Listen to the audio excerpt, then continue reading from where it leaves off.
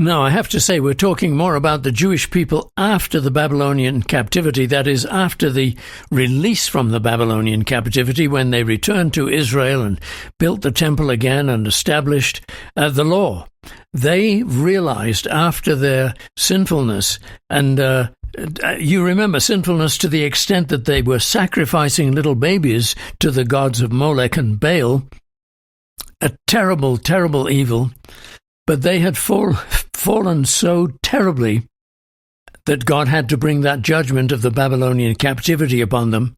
And that fall was so terrible that after their return to Israel, to Jerusalem, they were determined never to go back into idolatry again. And they didn't. But they did. How do I mean? They didn't go back to the traditional idolatry of idols of wood and stone. They went back to the idolatry of the law. They thought that we really now have to obey God absolutely.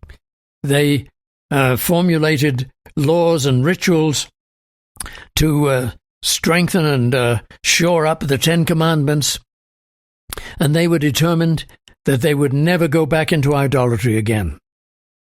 But in the process of seeking to establish the law in order not to bring upon themselves the judgment of God again, they worshipped that law, in that they found assurance in that law. They found somehow their self-recommendation before God, and they did not look to Him for mercy and love in the way that God showed them later through the sacrifice of Christ. And so they were pursuing an obedience that they themselves were comfortable in. And that is where you and I have to escape from their trap. We need to be pagan Gentiles, or realize that we are, in order to understand that Christ is the righteousness that we have not been pursuing.